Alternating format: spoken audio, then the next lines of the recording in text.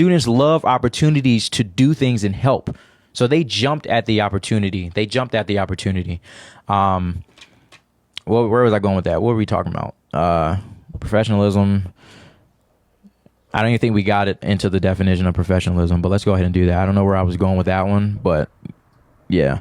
You'll notice a lot of points I kind of go off on tangents and then lose it, and then eventually it might come back, it might not. So just bear with me, because that's how my brain works. If you know, you know. Yeah, if you know, you know. But professionalism, communicating effectively and appropriately and being productive. Some people might argue, oh, you're not being productive.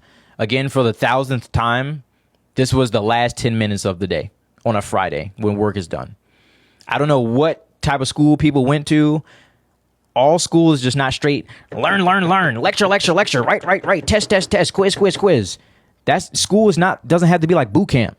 Just like adults, we love our downtime, time away from work and time because we're stressed out. Stress is not ageist. Stress doesn't just affect adults. Middle school, these kids are stressed too. They got a lot on their plate, just like we adults have a lot on our plate. It may not be the same food items on the plate, but we all have a lot on our plates. So I give my students downtime. Sometimes in the school as a teacher, with all the shit we got to deal with, I want downtime. So my students earn the downtime. They get that. But we definitely are productive, and I have the stats to prove it. It's not like I'm just as educators. We just chill all the time. I got the stats to prove it, and I will get into a little bit more into that. Test scores, grades, accolades from my students, what they have accomplished, so on and so forth. We'll dive into that in the YouTube. If you haven't subscribed, it's in my bio.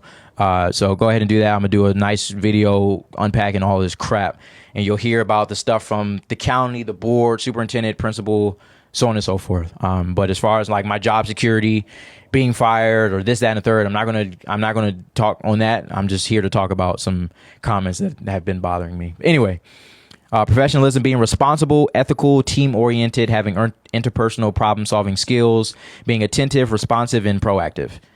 Although I had an unprofessional moment, hair's getting taken out, definitely unprofessional. Some people view my tattoos as unprofessional. Me, I can be considered maybe an unprofessional teacher, but I get the job done. My students love it, and I got the stats to prove it. That's just the bottom line. But as far as all the other definitions or the breakdown of the word professionalism, I check all the boxes. People are saying things and talking out the side of their neck and not even knowing about the things that they're talking about. So since I'm a teacher, I got to teach adults. I got to teach adults things that they should have learned growing up or should have learned in their adult years. So not only do I teach students, I teach adults too how to just be better people. So that's professionalism. Again, I will agree it was unprofessional. We'll give you that. Next one, boundaries, because people are saying, oh, there's no boundaries. I've seen a few people say it in the chat. There's no boundaries there. I'll start off with saying that just because your boundaries may not be the same as someone else's, or your personal space threshold is not the same as someone else's, doesn't mean that those boundaries are non-existent. Let's just put that out there. If I didn't have boundaries, I probably wouldn't be a teacher.